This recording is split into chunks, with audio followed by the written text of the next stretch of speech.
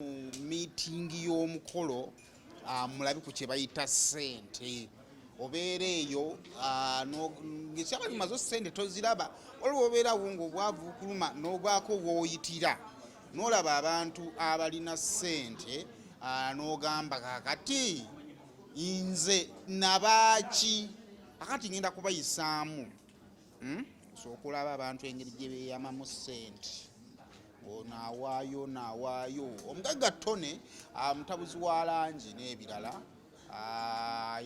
agenda kwanjula mukyala we kakati njagala tugenda zimba omukolo guno okuva mu miitingi bwe tunaatuukira okubatwala omukolo mujja bba mukkiriza nti of course emikolo ku nsi gyegiri naye abantu bateeka obudde mu mukolo gwabwe mwagga mulina wano tugenda kunyumyamu katono nnyo then tugendeko mu miitingi omukulu nsanyusa okulaba kale sayimo nesimye kusanga ogamba otya sina bigambo bigambo bya mukolo abavubuka baagala nnaku zino nno bintu byakuwasa gwe kiki okuwasa guba mukisa ogezaako nange nsazeewo ngezeeko naye tesigezaako naye abavubuka bagamba obeera n'eddembe lyo omanyi obeera toli mufumbo obeera n'eddembe okukola buli kimu kyoyagala ate kati akasente bwekaba kali n'ozunga n'ova nodda wali naye agamba obufumbo ennaku yo si bwangu naye obadde ogamba nti kugezaako naye ate tojja kubeera mu byakivubuka byokka olina okukula ekiseera kituuse nange nendaba omuntu gwe tutegeregana naye naye simulabye bulabi baddeko naye nsazeewo ngende ewaabwe akola sokosoke tusooka omumbulizeeko amanyi twogera nani twogera nani oyogera ne Tonny Tebakyayika ne musajja musuubuzi hardware ntunda langi ez'emmotoka gwanga lyonna East Africa so twogereko ku Tonny omaze ebbanga ki mu kibuga muno ng'oyiriba saawukanako n'omuyimbi Misa Kisemakula emyaka 16 wentandikira nange okutetenkanya mu kibuga kati myaka 2 ndi mu kibuga ntetenkanya ekyokugamba nti abagagga abato baana bato naye bwobanga oli wakufuna emyaka 2 gye nkoledde esobola okuba nga Katonda anzizeemu ebiseera bisinga abavubuka bangu okuwasa naddala nga atandise mangu okukola gweki ekyakulobera okukeera okuwasa kubanga ebiseera bisinga ekitugaana abantu okwangu okuwasa kusoma naye buli muntu abaako n'ebirooto bye nyiza okuba nali neegomba kirungi ekyokufuna omukyala mbeeko naye teguba musango naye ate ekyokumwanjula mu lwatu nga kyeŋŋendako kyekiba ekirooto nalina ekirooto okukola omukolo omulungi era mu maaso omujja gulaba teekateeka weeri omuvubuka omukolo tugirabyeko oba obeera eyo nozibiridde booti kifaananyi kya mukolo ki kyewandyagadde ekyogamba nti era newe nayise wano abantu oba banyambye bati banyambye kunkwatirako nze ekifaananyi ky'omukolo gwenjagala kirina kulabika bwe kiti okusookera ddala emikolo mingi gye tuze tulaba notuna mugoli n'okuŋŋaanya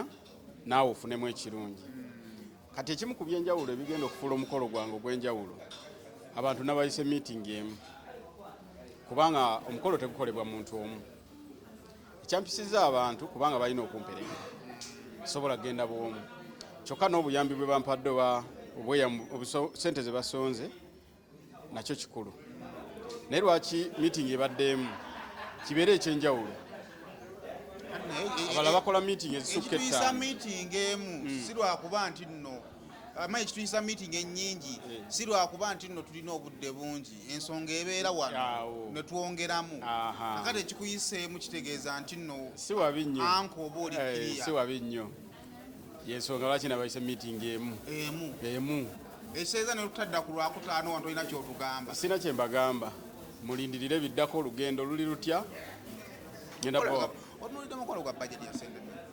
omukolo nga bwe kuli kwanjula budget ya milioni 2.5 n'abantu ogenda basasula newandiise ku lisiti sijja basasula naye olwokubanga wawanvuko tugenda Fort Portal njabba wawo okusula kababeere bantu 2 baba naayitamu njabba wawo okusula basule bulungi balye bulungi ate ne batwale mu mukolo era babe bulungi. mukolo biro genda kuteeka mu kwanjula baani mulimu n'embaga. Tusoose kwanjula naye nga bibiri biggwerawo mu kwanjula.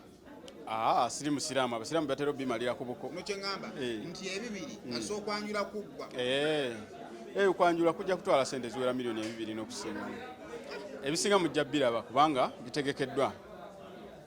Mukolo gwa muntu kigwala olabeko nga gwakabi n'ogamba nti ndiwe ndikola ogwange ati siti ndigoba oba ndigwiswa. Omukolo gwa mulunda nnume nange nagwegomba. Motoka zaali ku mukolo gwa mulunda nnume waziraba. Ojja kwetegereza ezigende 40. Ojja kwetegereza ezigende 40 ate kirungi wooli. Ojja kumbulira nga guwedde. Ati baavu bannange muli eyo mutandise okuzimba omutima ngamba bukadde bibiri otandika mu bizinensi ogenda n'osuubulamu bukola kati abantu batandise ddeeyo esente ezo zikubira pulaani waliwo agamba nti okonze ne wampaakaasa tobulamu babuteredde. Kituufu naye omukolo togugwira bugwizi miliyoni 2 kubanga tosaana kutankula lutalo nga weesize mulala. Osaana gwe wenyini weesige gwe olyoka olutankuule. Miliyoni 2 omuntu tajja kuva eri agambe nti ajja sobola oziteekamu nga taziina. Ojja kwesiga abantu ng'omuntu asobodde kuwa mitwalo 12 nga tezijja sobola kukola mukolo guli. Olina kusooka kukkiriza ne weeyimiririrawo. Obaddewo tukwebaziza kubanga wooli, tukwebaziza kubanga obaddewo ku lwa Tonny. Weebale Mukama okumukuuma, weebale omuleeta mu nsi. Kyetuba tulangira omukisa buli musajja na mukazi. Awadde omukisa Tonny nangiridde omukisa ogwa Ibrahim ne Isaaka. Katonda abagulirewo enzigi z'ekibuga, abagulirewo enzigi za Uganda, abagulirewo enzigi z'amawanga gonna. Katonda abawe ebirungi, abawe polisi ze mwetaaga mu kyalo ne mu kibuga. Katonda abakwate ku ssente, Katonda abasitule nammwe, Katonda abawe ku mbaga ezigenda okwewunyisa wakati mu baana bammwe ne bazzukulu bammwe. Katonda abakuume mu kiseera kino mu myezi gino 3 gye tutambula nga tuyingira mu Desemba. Tusazaamu akisidenti eri obulamu bwammwe, tusazaamu okufa eri obulamu bwammwe. Teri kasaale ka mubi akanabatukako obanga kayita wansi ne waggulu. Katonda abakweke wansi w'omusaayi, omusaayi gwa Yesu, ejjinja eddene ery'okunsonda. Katonda abalwanirire akasande bwe kanadde kagooko. Katonda abakuume nga mufuluma nga mwenyingira, abayo ku ssente mwenna abananga Abooluganda kabayegaziwe amanya waswa kitata kibirango ndi muganda w'omugole.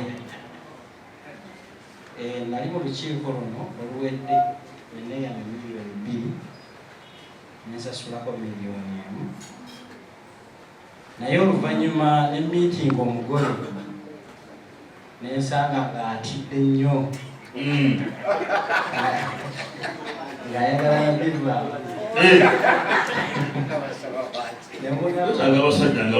nemugamba bonna bivaamu tukakuba tubbi abantu kizibu kikyolina nagamba saawa eyo yali alina kyayagala otereezaamu ku bageti ye nemuwa wali osasula mutiini nemuwa miliyoni 3 nemugamba nzikuwadde tujja zongera ku budget naye tonswaza. So mu bufunze awo nezifuuka miliyoni 4 nabadde nsasuddeko saawa eno manyi we miliyoni 1 nayo ngireese.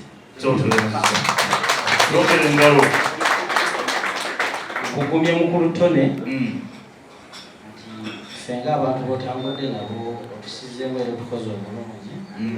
Abantu abazze wano bazze lwa mukwano totya kino ekintu olwaleero Katonda yakigira nti tulina okubeera wano era ekinaaba kigaanye toddamu n'ogamba nti era kakiveenkwendi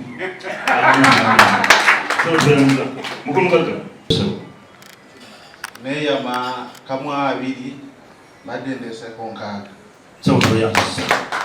Sebo tukyalina olusozi lwa miliyoni 12. Sebo nga omukulu yakwesiga emmundu emmenye bakiggula luggi tubulire sente zogenda kutwogerayo. Sente zengenda okwongerako era nja kwongerako kinasaanidde. Mbuulirayo bweyongeraho akatono nja kwongerako era ojja kuwulira bakyakulabirako ono omusajja kyakulabirako nange nayongeddeko kakati okusinziira nga ffe enkola eyaffe abe-NUP tutambula nga tuzuukusa kati mbadde nsaba bazuukuseemu ate era nzuukusiza mu nsawo omukolo ndaba gulinga awedde ekizibu ekisigadde kyamafuta era buli motoka egenda okukola ku mukolo gwa Tebakyayika ngenda giteekamu emitwalo 2 nze ntandise neya Tebakyayika kuba mmanyi Yoweri mitwalo 2